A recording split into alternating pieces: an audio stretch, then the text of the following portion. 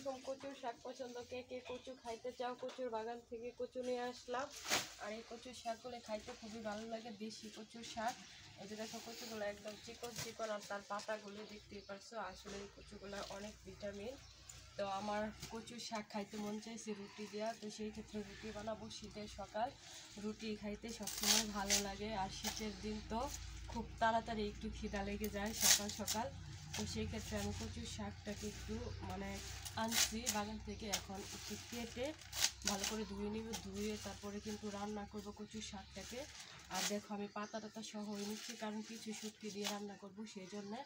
আর তার থেকে যেটা পচা কিংবা লাল পাতা ওইগুলো আমি ফেলে দিচ্ছি। এই যে দেখো লাল পাতাটা ফেলে দিচ্ছি, আর যেই পাতাটা ভালো ওই পাতাটাই নিচ্ছি। দেখতেই পারছো আস্তে আস্তে আমি কচুটাকে কেটে তারপর কিন্তু, আর এই কচুটা দিবই না, এটা হলো কেমন লাল লাল। তো সেই ক্ষেত্রে এই দেখো ভালো অনেক কচু আছে এই জায়গায়। তো সেই কচুগুলো নিয়েছি রান্না করার জন্যে। তো তোমরা কে কে কচুর শাক খাইতে অনেকেই হয়তো পছন্দ করো, কচুর শাক খাইতে চায় না এমন মানুষ নাই। হয়তো অনেকেই আছে অ্যালার্জির কারণে, চুলকানির কারণে খাইতে চায় না, আর অনেকেই পায় না। আর ঢাকা শহরে তো মনে করো যে অল্প একটু কচুর দাম অনেক বেশি, আর আমাদের গ্রামে মনে করো যে এত না। দেখতেই পাচ্ছ কচুটাকে আমি 2 মিনিট কচু কেটে পানিতে দিয়ে দিলাম। এখন বাকি কচুটাও কেটে নেব। আর এই একটা বড় একটা পাতিলা নিয়েছি, এটার মধ্যে দিয়ে সিদ্ধ করবো। এইগুলা কাটা, এইগুলা কিন্তু একদম ছোট কচু, আর বড় কচু আছে সাথে, ওইটাকে বলা হয় দুধ কচু। ওইটাও কিন্তু নিয়েছি আমি তো রান্না করার জন্য। তো দুইটা কচু একসাথে সিদ্ধ করে তারপর কিন্তু আলাদা আলাদা করে রান্না করব।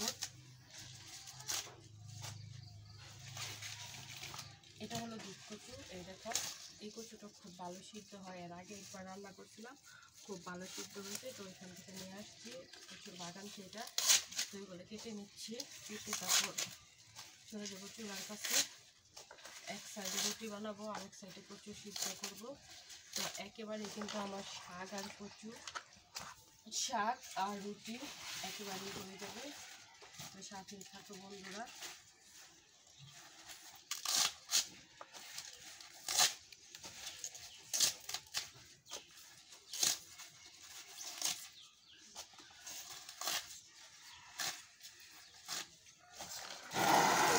কচুগুলা মোটামুটি কাটা হয়ে গেছে। এখন বালতির ভিতরে ভালো করে পানি দিয়ে কষলায় কষলায় ধুয়ে দিব। এটার মধ্যে ময়লা আছে, সেই ময়লাগুলো ভালোভাবে পরিষ্কার হয়ে যায়। এটা ধুয়ে তারপর কিন্তু চলে যাবে চুলার কাছে একদম।